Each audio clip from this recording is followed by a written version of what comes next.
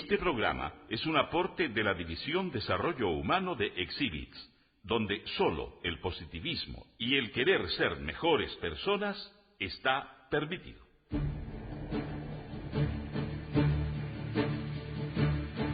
Radio Universidad de Chile presenta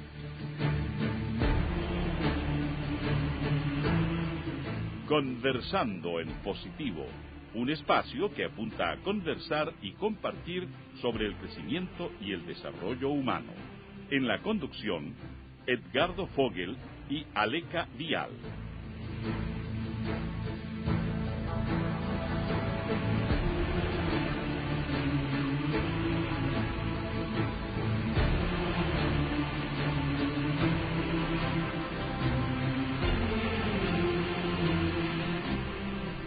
¿Qué tal, amigos? Muy buenas tardes, buenas y calurosas tardes desde Santiago. Óscar Cáceres y Cintia Ordóñez en este nuevo espacio de Conversando en Positivo, en la 102.5 Radio Universidad de Chile, la radio que piensa. ¿Qué tal, Cintia? ¿Cómo estás? Bien, contenta, Sí. Feliz de estar aquí y compartir este espacio de aprendizaje. Sí, pues. Para uno mismo y para nuestros auditores, por supuesto. Así es. ¿No? Es un espacio de aprendizaje, es un espacio dedicado a todos nuestros auditores con el propósito de entregarles conceptos, herramientas que sirvan, que sean útiles para la vida. Y en esa línea vamos invitando personas que nos puedan aportar desde sus distintas disciplinas. Hoy día, Cintia, fíjate que tenemos, bueno, antes de presentar a nuestro invitado, quiero darle un mensaje y un saludo muy especial a nuestro amigo Edgardo Fogel.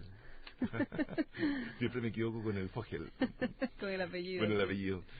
Un saludo para ti, maestro querido Edgardo. Aquí estamos haciendo lo mejor de nosotros para poder mantener en alto el nivel de este programa, de esta responsabilidad tremenda que es dirigir y conducir Conversando en Positivo en Radio Universidad de Chile.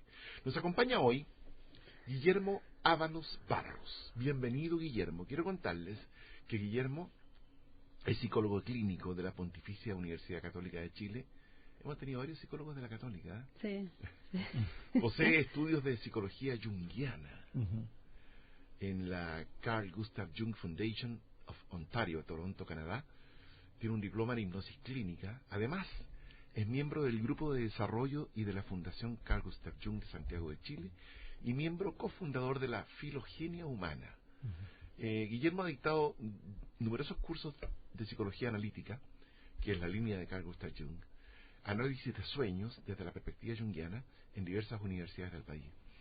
Normalmente lo están invitando a programas de radio y televisión, así como organizaciones privadas y públicas, a desarrollar talleres de cuidado y prevención de la salud mental, comunicación y resolución de conflictos, entre otros. Ha dedicado su vida profesional a comprender cómo es que funciona el ser humano y por qué vive lleno de contradicciones, luces y sombras. Desde esta perspectiva, se ha centrado en resolver cómo se puede ayudar a que un ser humano se integre y alcance estados de mayor paz o armonía con respecto a sí mismo y su entorno. De esto y otros asuntos que contribuyen a extender los intrincados rincones de la mente, vamos a conversar hoy día con Guillermo en este espacio de Conversando en Positivo de hoy, miércoles 27 de enero del año 2016. Guillermo, muy bienvenido. Yo tuve la oportunidad de conocerte hace algún tiempo en otro espacio, sí. Cuando conversábamos con una muy buena amiga nuestra, la Eli de Caso, y yo le dije a Cintia en aquella oportunidad, en algún minuto tenemos que invitar a Guillermo Así es. a conversar sobre esto, porque es tan atractivo. Probablemente este es un juicio personal, pero yo creo que la psicología junguiana tiene un magnetismo, tiene un misterio, y de eso queremos conversar contigo hoy día. Muy bienvenido, Guillermo. Muchas gracias. Gracias por la invitación. Feliz de estar aquí. Qué bueno. Fíjate que la semana pasada estuvimos con un colega tuyo, un colega que viene del mundo de Freud, Mariano Rupertus. Seguramente tú lo conoces. Sí. Mariano es un doctor en psicología freudiana. Y Y a mí me parece que conecta muy bien lo que conversamos con él en la semana pasada con lo que quiero que conversemos hoy día contigo. Cuéntame, por favor, Guillermo, ¿cómo es que un psicólogo clínico de la Universidad Católica llega a este mundo de Jung, que es un mundo, desde mi perspectiva, un tanto místico, un tanto, a ver, poco tradicional desde el punto de vista de la psicología que conocemos? Cuéntanos de eso, por favor. Primero, en mi caso en particular, fueron una serie de sincronías o coincidencias al estilo junguiano. A mi casa, cuando era pequeño, llegaron unos libros de Jung que venían de España para un colegio de acá de Santiago, y quedaron en mi casa El hombre y sus símbolos y otros libros más de Jung que pude hojear y mirar teniendo 11, 12 años, que eran para mi hermana mayor toda una historia más larga. El cuento es que ese libro, El hombre y sus símbolos, me atraía poderosamente, aunque al leerlo no entendía ni un cuarto, porque era en un lenguaje profundo, misterioso, las imágenes eran muy potentes. Pero cuando avanzaron los años, llegó el momento de elegir carrera, y elegí psicología en la Universidad Católica pensando que ahí se enseñaba psicología junguiana. Entro a psicología y lo primero que pregunto, ¿quién enseña Jung? ¿Cuál es el curso de Jung? Y me dicen, no hay un curso de Jung, acá no se enseña Jung. Se enseña Freud, se enseña cognitivo-conductual, otras tendencias, pero Jung no. Y yo que plop. ¿Y en dónde se enseña Jung aquí en Chile? No, acá no se enseña. Wow. Fue como aparecer en una situación totalmente extraña.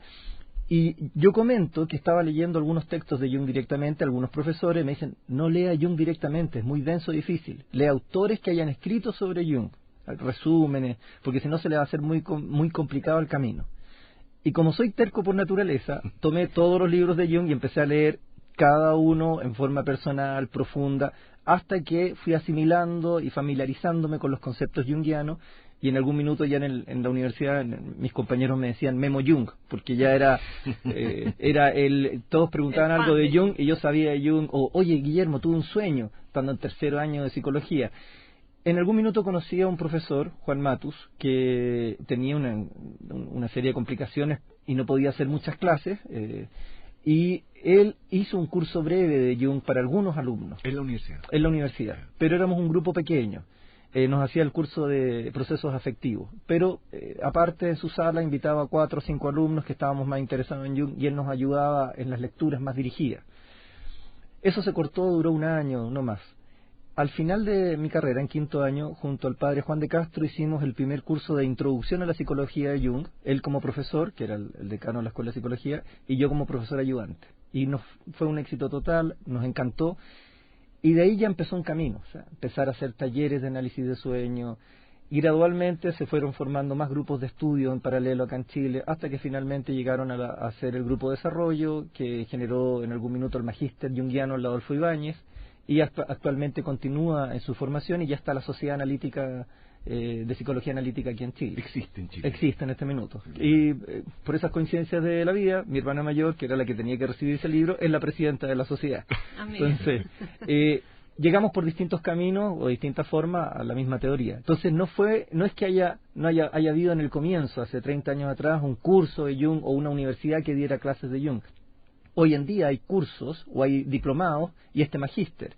Y gracias a la sociedad analítica ya existe la posibilidad de seguir una formación de analista, cosa que hace 10 años no existía. Correcto. Cuéntanos, Guillermo,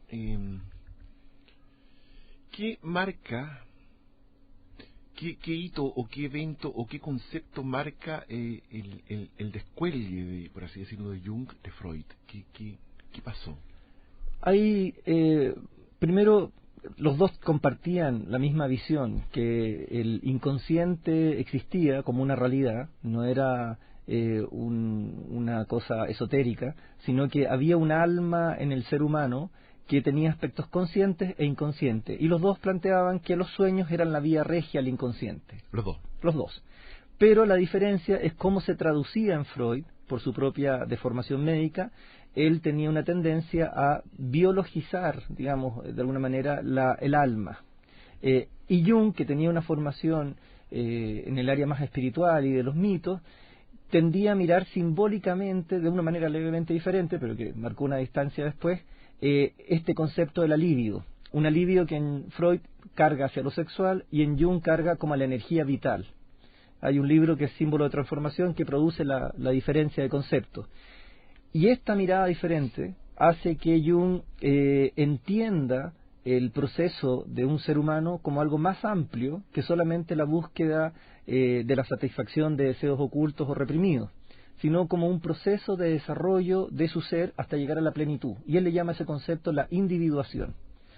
Y ahí empezaron a tildar a Jung, porque habla del self, otro concepto que lo diferencia de Freud, el sí mismo, de esotérico, de usar términos que eran poco demostrables. Sin embargo, él hace una serie de demostraciones y estudios donde ve que en todas las culturas aparecen símbolos del self, mandalas o imágenes de círculos mágicos que evocan a este ser divino, y que más que ser un ser divino en la vida real externa, así un dios afuera arriba, él hablaba del dios interno, de este ser que organiza y estructura la psique humana tanto a nivel colectivo como a nivel personal. Entonces no solamente amplifica los conceptos de la psique, sino que habla de un inconsciente personal y de un inconsciente colectivo, donde estarían los arquetipos básicos que en toda cultura se repiten y que son los patrones básicos de funcionamiento que se van actualizando según una serie de circunstancias. Entonces ahí ya empiezan caminos totalmente diferentes. Sí, claro. Pero ¿cómo podríamos definir entonces la psicología junguiana? ¿Cómo la definirías tú? Sí, para que nuestros radioyentes más o menos... Hoy en día varios autores llaman la psicología simbólico arquetípica para definir a la junguiana. El psicoanálisis, a diferencia de la psicología analítica, son dos formas distintas. La psicología analítica junguiana se preocupa de ver, en el caso de la psicología analítica junguiana, el significado simbólico de los distintos eventos de una persona. No tanto regresar hacia atrás al pasado a mirar por qué se generó un problema o cuál fue el trauma, que fue una de las tesis que en algún minuto se planteó en el psicoanálisis, sino que también el para qué. Y eso ya sonaba esotérico. O sea, el querer ver cuál es el sentido de un determinado síntoma. Lo explico en la siguiente forma. Una persona tiene crisis de pánico, le viene una angustia enorme, y uno diría, chuta, hay que solucionar esta crisis de pánico, démosle pastillas, Rabotril, clonazepam, algo que le baje la crisis de pánico. Claro. Y Jung decía, espérese, la crisis de pánico viene por algo, no solamente porque sucedió un evento o han pasado cosas que lo llevan a este punto, sino que también tiene un sentido. Y ahí viene esto de la enfermedad como camino. ¿Para qué se produce esta crisis de pánico? Las personas que han tenido crisis de pánico y han aprendido a integrarla, se dan cuenta que la crisis de pánico, más que ser un síntoma patológico que lo enferma, es una señal que lo viene a sanar de otra enfermedad que él tiene. La enfermedad que no está viendo. ¿Cuál sería la enfermedad? La autoexigencia, la presión interna, la búsqueda del exitismo. Entonces, cuando la persona se encuentra con el síntoma de alguna manera no es tanto una enfermedad como un medio de sanación. Entonces, desde lo junguiano, tú tomas la depresión más que como un síntoma que te tira hacia abajo y te hunde, como una invitación a morir a ciertas formas de funcionar. Inclusive la ideación suicida, que en muchas personas en estado depresivo aparece y emerge como una fantasía, no vendría esta idea a empujarte al suicidio, sino que sería una invitación del inconsciente a morir a una forma de estar funcionando. Entonces, bien leído, o bien traducido, o bien interpretado, invita a una transformación psíquica. No sé si me comprenden. Sí. Desde ahí, lo junguiano no es que niegue que haya que usar fármacos o apoyarse de psiquiatra para tratar ciertas patologías o ciertos trastornos, sino que no se trata solo de reducir la terapia a inhibir síntomas, porque si no, no se resuelven los problemas. Claro, porque por algo aparece y te va a aparecer tantas veces sea necesario hasta que tú puedas generar este proceso de sanación, de transformación. Y en ese sentido, cualquier síntoma, sueño o fenómeno que surja en el alma es una invitación del inconsciente, un grito del inconsciente. O sea, y ahí ya viene todo el trabajo con sueños y cómo se leen. Lo bonito es que tú puedes recibir cualquier caso, el más complejo o difícil, y si logras entender para qué se está generando esta enfermedad o esta patología, puedes encontrar un camino que lleve a la persona a una sanación, que es personal y particular. En ese sentido, Jung hace algo específico. No existe un método de terapia junguiano o analítico junguiano. Existe una forma de aproximarse, pero cada caso es particular y la terapia se acomoda a la necesidad y al contexto del individuo. Claro, cada uno tiene su propia experiencia. Sí, no, está bien. Estamos conversando con Guillermo Ábalos para recordarle a nuestros auditores y a las personas que se están integrando a la emisión que es un psicólogo clínico experto en psicología analítica, la psicología de Jung. Mencionaste, Guillermo, en algún minuto de tu exposición, la enfermedad como camino. Te referías al libro, ¿verdad? Al libro y a lo que significa, como estos libros que uno dice de autoayuda, como el de la Luisa Hay, usted puede sanar su vida, que pueden sonar baratos, simples, pero detrás de esos libros hay una intuición, la intuición de que la enfermedad o los síntomas están queriendo decir algo. Y hoy en día en psicosomática y en todo lo que es enfermedades en general se sabe que las enfermedades no surgen en el aire, no surgen porque sí. O sea, te resfriaste en un minuto determinado, coincidentemente cuando hay una pena, una depresión o una tristeza. El sistema inmunológico se deprimió. Pero los virus que andan por todas partes no afectan a toda la gente al mismo tiempo y de la misma forma. Generalmente te toca a ti cuando tú estás pasando por ciertos procesos. Y si vas leyendo la sintomatología que te acompaña, por ejemplo, casos que me ha tocado ver de gente muy autocrítica, muy autoexigente, y que surge con artritis o problemas articulares, y es una enfermedad autoinmune. Entonces aquí tú dices, ¿qué está pasando aquí? Esta persona se exige, se castiga por lo que hace y se castiga por lo que no hace, y va de alguna manera dañando su movilidad y generándose una enfermedad a sí mismo. Entonces la lectura simbólica es muy importante en todo nivel. Pero ¿cómo hacemos nosotros esa lectura simbólica? O sea, necesitamos una ayuda externa, obviamente, de un experto que nos pueda ir diciendo e interpretando tanto los sueños como estas enfermedades o estas cosas que se nos somatizan y que a veces nosotros no le hacemos caso y efectivamente le atribuimos a, es un virus, pero no es inocente. Por algo fui yo la que, ¿no? Tomé ese virus. Para no entrar en un pensamiento mágico, que es una de las críticas que se le hizo a Jung. Estás entrando. Claro, en que te dicen, entonces todo lo que pasa tiene un sentido. Bueno, si lo miramos en un sentido espiritual, sí, todo lo que pasa tiene un sentido. Ahora, tener la capacidad de leer y saber todo lo que está pasando y por qué está pasando, yo creo que eso ya es otro cuento. Pero cuando llega un paciente en un determinado contexto y te llega contando que tuvo justo un choque, un accidente, justo en un momento en su vida en que está chocando internamente con ciertas cosas, y justo cuando el tema que sale en un sueño es acerca de la confrontación, entonces tú dices, aquí hay una sincronía, aquí hay eventos externos e internos que están hablando de lo mismo. Lo que hace uno es tejer todo esto. Te toman, por ejemplo, traen un sueño y te habla de un incendio y se le está quemando la casa, y uno dice, pero ¿cómo está tu vida en este momento? Se le está quemando la casa. Entonces, cuando se da cuenta que el sueño, que pensó que era ridículo y absurdo porque la casa en la vida real no se está quemando, cuando lo lee hacia adentro y ve que, sí, pues mi mundo interno, yo estoy en llamas, yo estoy en un incendio ahora. O sea, es tan urgente lo que estoy viviendo que lo tengo que resolver, es como si tuviera un incendio en mi alma. Entonces la mirada a los sueños cambia. Si en un sueño te están robando, esto es muy entretenido porque la gente dice, pero ¿cómo aprender análisis? El análisis es tremendamente simple o puede ser tremendamente complejo. Lo simple es, cada personaje de un sueño es aspectos de ti. Eres tú. La situación del sueño es la situación de tu alma.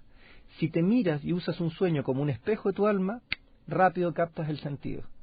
Entonces, si hay un robo en un sueño o una persecución, el perseguido eres tú y el que persigue eres tú. Tú persiguiéndote a ti mismo. El que roba eres tú y al que le han robado eres tú. ¿Quién te roba tu queso? Como ese libro que existe tan popular. Uno es el que se roba las oportunidades. Entonces, desde la mirada simbólica, te das cuenta que todo lo que te sucede tiene que ver con cómo interpretas y cómo significas la realidad. Y eso es el aporte junguiano, en esencia. Nada pasa porque sí, nada lo escoges porque sí. Suena mágico, pero la vida es mágica. Y quien lo niegue no ha leído mucho de ciencia, porque es cosa leer a Carl Sagan y leer Cosmos, y te das cuenta que el que exista este universo es una cosa maravillosa. Pero ¿cómo? Y en eso está la ciencia. Si fuera algo tan papa y tan simple, no, esto es un milagro que exista. No entendemos cómo funciona. Cada vez tratamos de avanzar más y nos encontramos con que hay más misterios. Y yo creo que nunca se va a terminar, que esa es la historia sin fin. Claro. Te quiero pedir que profundices un poquitito en el concepto de sincronía. Es un concepto que se le criticó harto a Jung por lo mismo, porque suena como mágico, pero él dice que es la asociación de dos eventos, o más de dos eventos, que suceden con cierta conexión en un determinado tiempo, evento interno o externo. A ver, ¿cómo ponerlos? Por ejemplo, una situación que me pasó con el Vipassana budista hindú, una meditación. me encuentro un día hace el año 2000, unos 16 años atrás, viendo televisión, Canal Infinito, y aparece un programa sobre un tipo de meditación. Y lo veo muy atento, y habla de un maestro Goenka, y muestran cómo la gente de las cárceles medita y se transforma. Encuentro maravillosa esta técnica. Y digo, qué ganas de ir a la India y practicar esta meditación. Pero está la India tan lejos. Ese es el primer evento. Ese viernes de esa semana me llega una paciente de 16 años. Me acuerdo que estaba saliendo de tercero medio y entrando a cuarto. Y estaba en cuarto. Y me dice, vengo porque tuve un sueño en un retiro de meditación que me marcó mucho. Y me dijeron que usted era analista de sueños. Cuéntame, ¿en qué retiro estaba? En el Valle del Elqui, en un Vipassana. El primer Vipassana que se hacía en Chile, en el Valle del Elqui, me acabo de enterar después de que terminó. Y yo decía, no, pero ¿cómo perdí esa oportunidad y no lo supe? Y la niña me cuenta su sueño, salgo de la sesión con una sensación interna, qué pena no haber sabido que justo había un Vipassana. Bajo al metro en Tobalaba y me paro frente a estos letreros que nunca leo y nunca miro, que están llenos de avisos, y veo una rueda que me llama la atención, me doy vuelta, la miro y dice Vipassana, próximo curso en enero del 2000. Esto era 1999. Y estábamos en septiembre. Y fue plop. 3 eventos que marcaron una conexión interna, porque yo estaba buscando un tipo de aprendizaje con la meditación, y surgieron 3 situaciones que me marcaron. De ahí fue como, tendría que ser muy estúpido, o muy ciego, o muy sordo para no tomar la oportunidad. Claro. Inmediatamente me inscribí en el siguiente Vipassana. Ese es un tipo de sincronía. Otro tipo de sincronía es soñar con un evento y que después suceda externamente el mismo evento, que te recuerda el sueño. Y después vas pasando por la calle y alguien comenta una situación similar, y tú quedas ahí. Tú dices, esto no es casualidad. O sea, no puedes transmitirle al otro, a los demás, esa sensación de que aquí hay una sincronía, pero tú internamente te sientes tocado. Es como si el universo te hablara. ¿Quién sería ese, el self? El self. El self, por definición, no es personal, es colectivo. Cada uno de nosotros compartimos un self, un sí mismo, el sí mismo personal, que a su vez está conectado con el sí mismo colectivo. Y habría un self colectivo, cósmico, etcétera. El self se interpreta como la totalidad. Cuando tú tomas una decisión desde tu ego consciente, el ego consciente es como un décimo, un centésimo de tu persona, de tu totalidad. El total resto de tu ser evalúa si le gusta o no le gusta, si está de acuerdo o no está de acuerdo, le pasan cosas. Y el self sería como ese ojo de Dios interno que evalúa y siente y dice, por este camino vamos mal. Y te manda sueños. El self es el que construye los sueños. Espontáneamente son como reacciones del alma, de la totalidad psíquica, frente a las opciones y decisiones del yo. Si el yo conecta con el self, que le llaman el eje ego-self, si este yo aprende a escuchar el self, tiene la posibilidad de seguir una orientación que habla desde la totalidad, o sea, no actuar arbitrariamente o unilateralmente, sino desde todo mi ser. Claro. Desde el pensar, sentir, desde lo físico, desde la sensación, desde la intuición, desde el alma completa.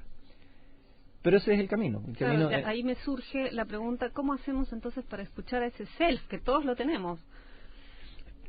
A ver, si nos salimos de la terapia tradicional, que se supone que te da un espacio, una vez a la semana, 1 hora, con un terapeuta, escucharte. Es loco, le pagas a alguien para escucharte a ti mismo. Y nos vamos a la meditación Vipassana. En la meditación Vipassana te dan el espacio, 10 días de silencio absoluto, para que tú te escuches a ti mismo. Y el maestro te dice, yo no le voy a decir qué tiene que hacer, le voy a dar la clave de cómo. Siéntese, respire consciente, tome conciencia de la sensación del cuerpo. Eso es ya escuchar al self, porque cuando te tomas tiempo para escuchar las sensaciones de tu cuerpo. Claro. Y en ese diálogo entre el ego y la totalidad, empiezan a emerger y a aparecer cosas, imágenes, sensaciones. Ese es un diálogo con la totalidad. Pero ahí al ego le pasan cosas, porque aparecen aspectos que no quisiera que aparezcan. Claro. Has mencionado, al menos en 2 oportunidades ya, la experiencia del Vipassana. Brevemente, para que les cuentes a nuestros auditores qué es eso. Es un retiro de meditación. El Vipassana significa ver las cosas tal cual son. Viene del hindú Pali, es una técnica budista original de 2500 años, donde se le enseña a la persona a tomar contacto consigo mismo, pero de primera mano. No te dicen qué es lo que vas a ver o sentir. Te dicen, siéntese, cierre los ojos, no hable con nadie, te requisan el celular, lo guardan en una caja fuerte, y durante 10 días tú estás contigo. Y ahí te das cuenta, te dicen, conócete a ti mismo, conocerás a tu Señor, conocerás qué es lo que te domina y determina. Es una experiencia de autointernación voluntaria. Debe dar mucho miedo, mucho susto para la gente que no estamos acostumbrados al contacto con nosotros mismos. El miedo es lo menos, la angustia es lo que más da. Es la incomodidad, porque cualquier contradicción o ambivalencia o aspectos no reconciliados o no integrados emergen y los ves tal cual. Es como tener sueños despiertos, en algunos casos pesadillas. Entonces es la experiencia, todo el mundo que ha ido y que yo conozco te dice, es la experiencia más fuerte que he vivido. Sin embargo, cada vez se llena más y cada vez va más gente y es una experiencia de transformación. No te haces vipassano, no te haces budista, ojo. Ellos facilitan el espacio para que uno diga, usted quiere resolverse, conózcase a sí mismo. Correcto. Estamos conversando con Guillermo Ábalos y te voy a invitar, Guillermo, y a ti también, Cintia, a que vayamos a un corte comercial. Bien. Para que podamos seguir en esta magia de Jung. Yo lo encuentro fascinante. Yo también, me encanta. Perfecto.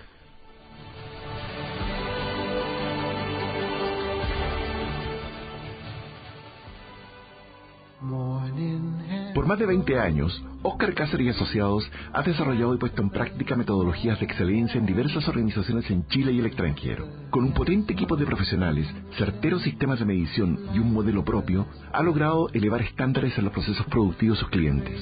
Los equipos World Class se componen de personas World Class. Para mayor información ingresa a www.oscarcaceres.com. Óscar Cáceres y Asociados, transformando personas y organizaciones. Si eres amante de la lectura y de nuestros autores nacionales, te esperamos en la librería del GAM, Chile en Libros. Centro Cultural Gabriela Mistral, edificio B, Metro Universidad Católica. La librería del GAM, Chile en Libros, en el Centro Cultural Gabriela Mistral.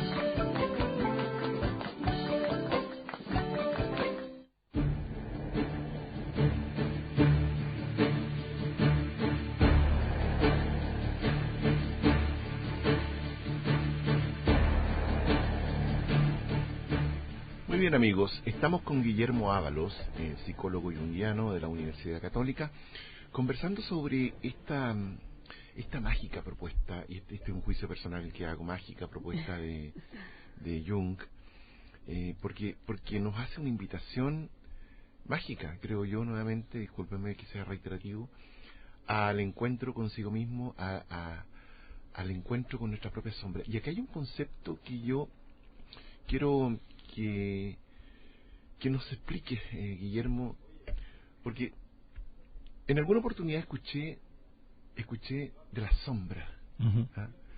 Y la verdad es que me dio un poco de temor la primera vez que lo escuché. Sin embargo, me gustaría que nos contaras de qué se trata esto de las sombras del ser humano.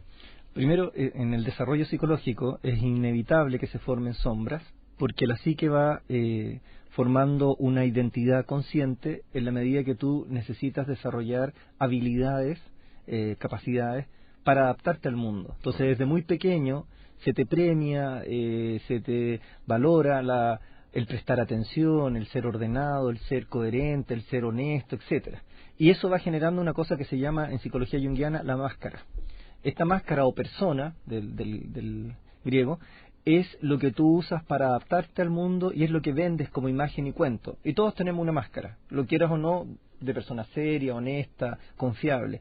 Y por eso nos compran. Porque es lo aceptable, digamos. Es lo aceptable y es la máscara que aprendiste a armar o a estructurar, medio consciente, medio inconsciente. Lo que queda claro es que por cada vez que tú te defines, por ejemplo, como buena persona, parte de tu identidad positiva y buena, queda una sombra de mala persona que se va reprimiendo y negando. Cada pensamiento que no cumple con tu identidad consciente, tú lo vas como reprimiendo, negando, desplazando, tapando, porque si lo muestras, amenaza la identidad que estás armando y estructurando. Es un proceso semiconsciente, en parte inconsciente, en parte consciente. Llega un momento en que ya estructuraste tu identidad consciente y tienes una super máscara, o una super persona, claro, y eres súper adaptado, y súper eficiente, y súper capaz, y súper todo, y llega un punto en que te cansas de tu máscara. Mientras más conoces a alguien, mientras más luminosa es una persona por fuera, más grande es su sombra. La sombra es todo lo que no ha integrado. Ahora, el concepto es más profundo. La sombra representa lo que no me sirvió, pero que potencialmente podría ser aquello que me salve en la segunda mitad de la vida, o me integre. Por ejemplo, lo desordenado en la primera mitad de la vida puede ir en contraposición con lo responsable. Y yo tengo muchos pacientes que han sido sumamente responsables a lo largo de su vida y les da cáncer. Y dicen, ¿qué hice mal? Siempre cumplí. Siempre fui fiel a todo lo que había que hacer. Iba a mi trabajo regularmente. Fui fiel a mis parejas. Nunca mentí, nunca engañé. Adivinen a quién le fue infiel. A sí mismo. Entonces, en este ser fiel a los demás y en este ser responsable con los otros, parte de su máscara, se fue infiel a sí mismo e irresponsable consigo mismo. Y la sombra desde atrás emerge como un desorden, un caos, como el cáncer, un desorden orgánico, físico, que le dice, acuérdate que también existen otras formas de funcionar, por la razón o la fuerza. O te acuerdas a la buena o te la muestro yo. Y cuando te dicen que tienes un cáncer, ahí viene uno y dice, bueno, mirando esta mirada simbólica, ¿qué es un cáncer? ¿A qué me invita un cáncer? Parece que vivir tan ordenadamente no es lo que la totalidad quiere. Parece que la totalidad necesita el desorden y el caos de vez en cuando. Y si no lo integras a la buena, se va a integrar a la mala. Y cuando se integra a la mala, aparece como una enfermedad desorganizada, desordenada, que te desordena a todo tu mundo. Por supuesto. Y ahí viene la persona donde empieza un proceso de transformación. Necesito chasconearme, necesito soltarme. Entonces, si integro la sombra, la saco de lo inconsciente abisal y lo pongo en la conciencia, y me permito ser más responsable conmigo, pero tal vez menos responsable con el mundo, existe la posibilidad de que se recupere el equilibrio psíquico y energético, y la enfermedad pierda sentido, y por ende termine desapareciendo. ¿Me comprendes? Sí. Esto que suena simple así, es el desafío más grande que un ser humano puede vivir, porque cuando tú te identificaste con la responsabilidad y el orden, eso está cargado de una energía y de un valor tan grande que renunciar a eso suena a un pecado mortal. Y desordenarte, inclusive dejar un vaso chueco o algo que no está en su lugar, ya le suena a la persona incómodo. Sin embargo, si no lo hace, el cuerpo le va a recordar que hay otras formas de funcionar y que lo pueden llevar a la muerte. O integras el desorden o el desorden te desintegra. Claro, sin embargo, ese ser humano que está con ese cáncer va a su médico alópata y el médico le dice, vaya a la quimio. Obvio, hay que eliminar este cáncer al tiro. No, pero, no integras, igual claro, no haces el proceso de... Pero ahí viene el tema. La quimio te puede sanar una vez y después reaparece el cáncer, que es lo que he visto con pacientes. Vuelve a sanarte de nuevo, ya no hay nada, y vuelve a rebrotar. Entonces ahí uno dice, ¿qué es lo que no he leído? ¿Qué es lo que no he hecho? Y tú ves a la persona entrar en una crisis más profunda. Entra en el Hades, entra en el inframundo, y ahí le sale la ira, la rabia, la pena, todas las etapas de las fases del duelo de la Elizabeth Kubler-Ross, pero integrada. Por primera vez esa persona se permite, mejor no voy a decir las cosas que se permite hacer, pero decir blip, blip, blip, todo lo que tenga que decir, y mandar toda la punta del cerro. Y empezar de nuevo, y decir, a ver, si yo pudiera elegir cómo funcionar, y no por querer agradar al resto, sino porque yo quiero, ¿qué haría? Bueno, y ahí empieza la transformación psíquica, porque lo que antes considerabas como algo impensable, tienes que empezar a pensarlo. Y lo que antes creías que era tu virtud y tu gran arma y escudo, en realidad eran tu vicio y tu patología. Y eso es lo que tú haces en la consulta. No es lo que yo hago. Yo acompaño a las personas a resolverse y a encontrar su propio camino. Sí. O sea, uno es casi como un testigo de procesos de individuación, donde cada persona tiene que encontrar su propio camino. Yo no le puedo decir cuál es su camino. Correcto. Pero le puedo ayudar a que descubra, bueno, si estás metido en esto, ¿por dónde crees tú que hay que salir? Si me plantea la misma solución que siempre he aplicado, le digo, frente al mismo problema aplicas la misma solución, vas a quedar donde mismo. Parece que hay que hacer algo diferente. En estas experiencias del Vipassana, que yo te digo, estos 10 días de silencio, 100 horas durante 10 días, tienes la posibilidad de vivir lo que tal vez vivirías en 3 años de terapia, unos 100 horas de terapia. Y si aparecen dos polaridades, por ejemplo, tu máscara, hay que ser bueno. Me acuerdo en un Vipassana, en el segundo, me aparece un programa mental, este condicionamiento tan hermoso que dice, tenéis que ser buenos. Entonces, me aparece este programa y yo digo, sí, hay que ser bueno, sí. Pero eso es una obligación, es un condicionamiento. Inmediatamente me aparecen imágenes desde el inconsciente de cómo muchas veces hice cosas no porque yo quería, sino porque nobleza obliga. Tienes que ser bueno, no puedes ser malo. ¿Cuál es el opuesto contrario a ese hay que ser bueno? Puedo ser malo. Pero ya pensar que puedo ser malo va en contra de todo lo que me enseñaron, mi religión, el colegio, los padres, la educación y la identidad consciente que yo asumí. Yo soy bueno, yo no puedo ser malo. Pero ese ser bueno me tenía atrapado. En el momento que yo integro el lado oscuro, uno dice, esta persona se va a volver mala. No, se integra este lado oscuro y aparece un nuevo ser. Una persona que ya no tiene que ser buena ni tiene que ser mala, sino una persona que puede ser. La síntesis entre hay que ser bueno y puedo ser malo es puedo ser. ¿Y qué significa puedo ser? No tengo la menor idea. Esa es la invitación de Jung, a que cada persona descubra su propia individuación. Y le preguntaron también, ¿qué es la individuación? Llegar a ser plenamente uno mismo. ¿Y qué significa eso? En cada caso es único, no lo sé. Claro. Pero ¿qué es ser uno mismo? De verdad es un misterio. Porque cuando te liberas de los condicionamientos, por ejemplo el condicionamiento que hay que ser bueno, y te liberas de también el opuesto contrario, de la posibilidad de ser malo, simplemente integras este puedo ser, descubres que cada día, como régimen de 24 horas, igual que un alcohólico, tienes que tomar decisiones y que tú eres responsable. Ya no eres una persona predecible. Ya no eres una persona de antemano que alguien pueda decir, no, esta persona siempre va a actuar así. Es un ser humano, tiene libre albedrío, puede elegir. Y los seres humanos de verdad podemos sorprender. La individuación te invita a esa gracia, a descubrir quién eres, que eres mucho más que lo que tú creías, y ir avanzando en un camino que de verdad no tiene fin, porque siempre aparecen nuevos elementos. Pero siempre, digamos, como con una línea de integrar, no de excluir, sino de integrar para llegar a esa totalidad, que es lo que nos hace Si las sombras son tus demonios, los demonios no los puedes desintegrar, no los puedes destruir. Si tratas de destruir un demonio, esto es como las películas de ciencia ficción. Claro. Trata de matar a Freddy Krueger y vuelve a aparecer Freddy Krueger 1, 2, 3, 4. Trata de matar a Alien y aparecen 10 Alien 1, 2, 3, 4 y sigue apareciendo. Y aparece con más fuerza. Y con más fuerza. Y después descubres, en la medida que avanzas, que el alien ese ya está dentro de ti, en tu ADN. Entonces, ¿qué quieren decir estas películas simbólicamente? O la Guerra de las Galaxias. Si tratas de matar a Darth Vader, resulta que es mi padre. O sea, ¿cuándo acaba el cuento? El mal, el origen del mal está en nosotros, así como el origen del bien. Si alguien quiere integrar su sombra o su demonio, no puede odiarlo. Es un potencial. Es como querer disociar o escindir la realidad. No se puede. Uno es un ser que es capaz de hacer las cosas más bellas y las más terribles. Y el que integra eso es una persona libre, consciente y responsable, que, dado determinadas circunstancias, sí podría terminar cometiendo las peores atrocidades. Aquí no hay nadie libre de pecado. ¿Sí? Aquí no hay nadie inocente. Son seres humanos más conscientes o menos conscientes. Y cuando alguien no integra su sombra, el peligro es que la sombra aparezca y brote y se manifieste de una forma disruptiva. Gente demasiado estructurada, demasiado rígida, o se hace daño a sí mismo con su sombra o termina haciendo daño a los demás porque se le escapa, se le sale. Que claro. Es lo que yo planteaba en la neurosis. Y en la psicosis ni hablar, ya la psicosis tiene paso libre. O sea, tienes la posibilidad o de explotar o de implotar. Para un lado o para otro. Claro. Entonces, entre implotar o explotar, mejor integrar. Claro. Ni la una ni la otra. Esa sería la solución. El camino, ¿no? Me estaba recordando, yo voy a poner un tema que no tiene nada que ver con Jung, pero me recordé que en alguna oportunidad, o sea, cuando estuvimos conversando con Ellie, yo estaba de escuchadora ahí, y sí te menciona que estudiaste el curso Milagro. Sí. ¿Sí? ¿Te hace sentido con la propuesta? A ver, todos estos cursos, el curso Milagro, el libro Durante y todos esos textos que parecen revelaciones, la Biblia, el Corán o lo que sea, son textos simbólicos.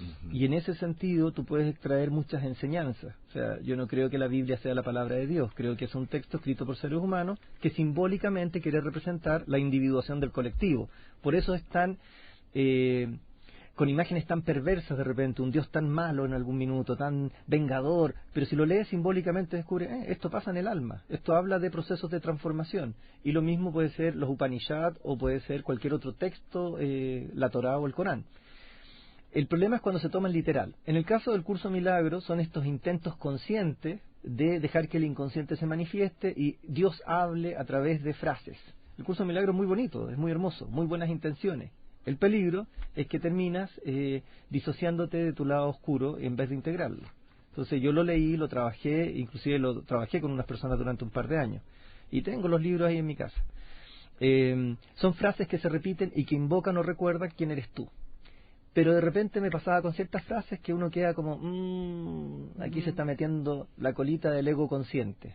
Cuando tú quieres, ¿qué es lo perverso? Cuando tú tienes un afán de perfección, tenéis que ser santos o perfectos, ahí hay una perversión de la realidad, porque lo perfecto no existe. Claro. Entonces cuando alguien intenta ser demasiado bueno, cuidado que hay un potencial caradima detrás. Entonces hay que tener ojo. Y el que se dedica a morir por otros, literalmente, Jung lo plantea así, termina en la imitatio de Cristo y la imitación de Cristo, y se termina muriendo, desgastando. Y aquí pueden criticarme algunos amigos jesuitas, porque yo vengo del Colegio San Ignacio, nuestro santo padre, San Ignacio de Loyola, en este caso el padre de acá de Chile, se sacrificó y dio hasta que doliera toda su energía hacia los demás, y murió de un cáncer. Entonces, la pregunta es, ¿por qué murió de un cáncer? Si era tan santo y tan bueno y tan sacrificado. Wow. Pero ahí, ese es otro tema. Guillermo, cuando se habla de Jung, aparece un concepto que me gustaría que nos contaras, profundizando un poquitito, qué significa el arquetipo, o los arquetipos, el hombre y sus símbolos, arquetipos. ¿Qué conexión hay ahí? Los arquetipos son patrones de funcionamiento heredados genéticamente y que se transmiten a través de la experiencia y la herencia que se ha almacenado en nuestro organismo. O sea, hay patrones de funcionamiento básicos, el arquetipo de la madre, el arquetipo del padre. Son patrones inevitables como el del día y de la noche, del bien y del mal. Son arquetipos, son estructuras que tienen polaridades, el arquetipo del héroe, que cuando se activan en una persona facilitan y le otorgan poder o energía a esa persona adicional. Por ejemplo, el que es bombero activa el arquetipo del héroe, el sacrificio, la capacidad de sacrificarse por otro. Eso le da la fuerza para entrar en una casa que está con incendio y con fuego. Cualquier otro ser humano que no se le ha activado el arquetipo del héroe ve el incendio y corre y arranca, o sea, no se le ocurre entrar. Claro. Pero el que tiene activado el arquetipo del héroe va y entra. Lo mismo que el arquetipo de la madre. Si tienes activado el arquetipo de la madre, sería casi equivalente al instinto de los animales. La diferencia es que cuando se activa en un ser humano, te presta fuerza y conciencias y percepciones que antes no tenías habilitado. En los hombres también se puede activar el arquetipo de la madre. Cuando un hombre lo activa, puede cuidar de un bebé, preocuparse de los pañales, en la noche escuchar si está respirando o no desde una pieza a la otra, cosa que habitualmente hace una madre. Si no se activa, porque la persona no vivió ciertos procesos con la maternidad sano y no se activó el arquetipo materno sano, puede surgir una persona que está desconectada de este instinto y no sabe qué hacer con una guagua y la angustia y se desespera. Y entramos en otro proceso. Por supuesto. Los arquetipos son patrones heredados de funcionamiento que estructuran la psique y la van armando. El arquetipo del profesor, el arquetipo del viejo sabio, y todas las culturas lo tienen. Pero que ayudan a dar lectura justamente de estas anomalías, por llamarlo de alguna manera, o de estas cosas que traemos, que nos pasan. Ahora, el arquetipo, como es dual, tú puedes tener una madre perversa o una madre sana. O sea, una madre que atrapa y devora al niño, no lo deja crecer, lo quiere para sí, como esas madres que tienen un hijo para sí mismas, para que los cuiden cuando sean viejos, y que los castran, pero no los dejan tener hijos, no los dejan tener una vida afectiva. O la madre sana que tiene un hijo para que sea él mismo y se desarrolle y que lo suelta. Pero las dos tienen la madre. Es como en la película esta, Enredados, donde está esta pseudo madre que lo único que quiere a la hija es para ella. Sí. Es terrible, es un bonito animado. Succionar su energía, claro. Succionar su energía literalmente para mantenerse joven ella. Qué interesante. En algún minuto Jung integra el tarot. Sí. ¿Qué nos puedes contar de eso? Lo que pasa es que se puede integrar todo, la astrología se puede integrar la mitología, el tarot, porque cuando se trabaja con imágenes, trabajas con símbolos. Y cuando una persona, y además con el concepto de sincronicidad, cuando barajas una carta, el orden en que se baraja, el cómo caen, cómo salen, no es aleatorio, tiene que ver con la persona que lo está haciendo. Por lo tanto, tú puedes tirar las cartas del tarot y si estás conectado contigo, con tu self, lo más probable es que esta carta te va a hablar. Podrían ser las runas, podrían ser los palitos del I Ching, da lo mismo. Si tú estás en sincronía o en conexión, por eso hay un rito previo, hay un estar en un estado de conciencia especial antes de, con el solo hecho de tirar los palitos de Vilen Rama en el I Ching, o las runas, o las cartas, algo se sincroniza entre el mundo interno y el externo, y el universo te habla. Dicho de otra forma, desde la mirada más mística, yo he trabajado mucho con el sufismo, todo el universo te está hablando todo el tiempo. Las personas que conoces, los encuentros, las situaciones que ves, es como un gran tarot. Hay imágenes que se están mostrando y revelando. Si supieras leerlas, si supieras comprenderlas, sabrías qué te toca o corresponde aprovechar o no en determinado minuto. Por lo tanto, yo podría entender que el mensaje de fondo que podemos concluir es para nuestros auditores y para nosotros también.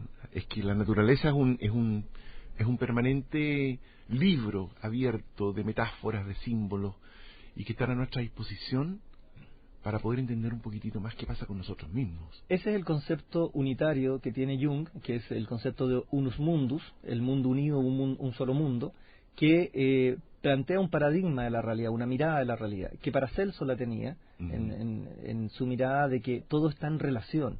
Y hoy en día la física cuántica y la ciencia en general plantea eso como un fundamento de la ciencia. Todo está en relación. No hay nada que esté desconectado. Todo tiene que ver con otras cosas. No podemos pensar que un sentimiento está desconectado del cuerpo. O sea, los sentimientos se dan en un cuerpo. Un pensamiento genera, o una fantasía genera reacciones químicas y físicas. Un pensamiento negativo cambia o altera la química y genera un estado de estrés o de tensión. Entonces, todo está en relación todo el tiempo. Por eso es muy importante lo que uno hace con su vida, la calidad de vida que uno quiera tener. Ver las noticias en la noche es tremendamente terrible. Te deja lleno de angustia, miedo, ansiedad, portonazo, estafa, engaño, robo, asesinato, y después buenas noches, que se vayan a dormir tranquilos. Un poco difícil. Y uno queda como tiritando. O sea, todo lo que ves, todo lo que haces te afecta, positiva o negativamente. Y como todo está en relación, si sabes leer y te llega un libro o escuchas un tema y se te reitera ese tema, tal vez tienes que investigar. No es porque sí. Ahora, si no quieres leer y quieres vivir la vida como si la vida no tuviera sentido, muy bien, la vida para ti no va a tener sentido, van a estar gritándote alrededor muchas cosas y no las vas a ver, no las vas a leer. Me acordaba de una amiga nuestra que se llama Caroline Ward, que tenemos que invitarla en un minuto al espacio. Que ella pertenece a un grupo que se llama Brahma Kumaris. Sí. Muy amiga nuestra y siempre nos dice que los mensajes del universo te llegan primero en forma de pluma, después en forma de cojines, de ladrillos, claro, después de ladrillo, y al final son tranvías. Sí, son golpes, y no es broma. O sea, si no escuchaste la primera, por eso yo digo, nuestro escudo nacional no es broma, por la razón o la fuerza. El self manifiesta su intención o lo que ve primero como susurros, primero como insinuaciones, como sensaciones muy vagas, y de a poco cada vez más fuerte hasta que ya llega a gritarte con pesadillas que te despiertan muy angustiado, o en última instancia con enfermedades que ya te dicen, lo siento muchachos, si no haces un cambio significativo, el próximo paso es la muerte. Elija, claro. O muere conscientemente o nosotros nos encargamos de esa transformación. Pero como estamos conversando en positivo, ¿cómo podríamos hacer para no llegar hasta ese extremo? Como la película está sin filtro. Lo único, yo vi la película, tiene muchas críticas positivas, otras que a mí me pasó que algunas cosas me gustaron, otras no, pero lo bueno que encontré es algo que nosotros enseñamos en los cursos, los talleres de capacitación. Lo que no se expresa enferma, eso es ley. La primera ley del autocuidado. Todo lo que no expresas te enferma. Lo que no compartes te victimiza y aísla. Por eso es importante ir ligando, esa es la segunda máxima. Claro. Y lo que dejas pendiente, la tercera máxima, te termina rayando a ti mismo, tu organismo, tu psique y tu sistema de vida. Entonces, son los pilares de la terapia. En la terapia está un espacio para expresar, compartir y resolver. Si tú te dedicas en la vida a estar atento a tus necesidades y estar conectado contigo, no vas a enfermarte. Pero si estás más preocupado de atender al resto, de mirar qué es lo que te piden y de las exigencias o las demandas externas, lo más probable es que vas a dejar de escucharte y en algún punto te vas a morir. Y ahí hay un factor de equilibrio. El yo no es más importante que los otros, pero los otros tampoco son más importantes que el yo. Los dos son importantes. Entonces alguien que está en equilibrio va a escucharse a sí mismo como va a escuchar a su entorno. Y va a generar un diálogo, como entre conciencia e inconsciente. ¿Cuánto dura en promedio un proceso? Por si algún auditor se está preguntando, yo quiero ir a ver a este caballero, me interesó. No, es imposible definir un promedio. Yo diría que hay gente que ha estado 3 años, 4 años, como hay gente que ha estado 6 meses, 3 meses. Depende de la propia capacidad, de cuál sea el tema, el nudo del alma de la persona, de los recursos, de todo. Hay una serie de factores que hacen que alguien dure más o dure menos. No es la cantidad, yo creo que es más bien el impacto de la calidad. Sí, yo invito y promuevo a los pacientes que tengo, si tienen la posibilidad, por ejemplo, hacer un vipassana, haga un vipassana. Si tiene, porque ahí les digo, ¿qué es la terapia? La terapia es todo lo que tú haces para estar bien. Parte desde el desayuno que tomas, parte de con quién estás durmiendo en la noche, parte con cada cosa que haces día a día. No es un acto. La terapia es 1 hora a la semana, la terapia tradicional. Entonces, todo lo demás que haces, el cómo manejas, si manejas o no, si vas caminando, es parte del proceso terapéutico. Cuando alguien quiere estar bien, y esa es su meta, hay cientos de cosas que puede realizar. No hay límite ahí. Guillermo, si la gente te quiere contactar, ¿dónde? Yo doy generalmente mi teléfono, el 9-841-0215. Ese es mi teléfono. ¿Lo repetimos, por favor? Sí, 9-841-0215. Y ahí entra en contacto directo y ahí vemos qué es lo que necesita o requiere. Si puedo o no puedo ayudarle, dependiendo del caso.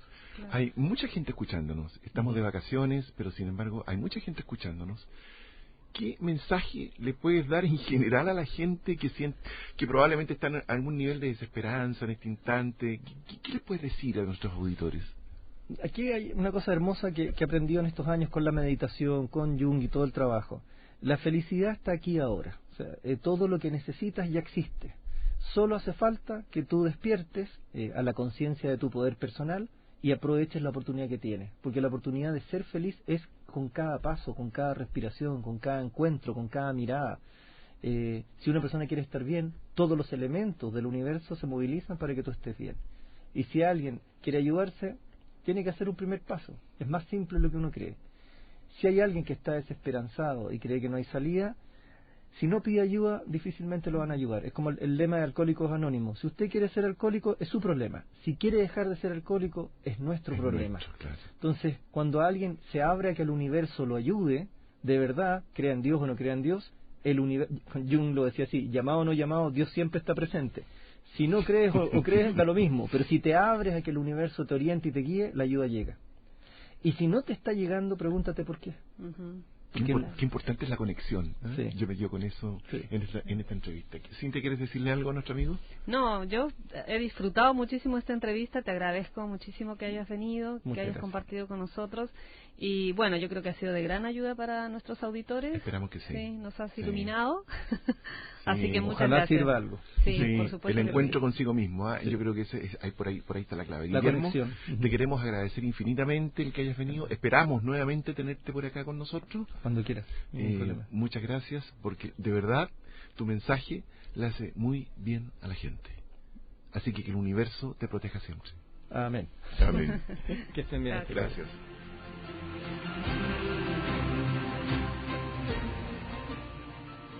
Radio Universidad de Chile presentó Conversando en Positivo, un espacio que apunta a conversar y compartir sobre el crecimiento y el desarrollo humano.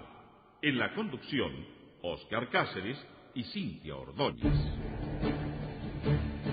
Este programa es un aporte de la División Desarrollo Humano de Exhibits y Óscar Cáceres y Asociados, donde solo el positivismo y el querer ser mejores personas está permitido.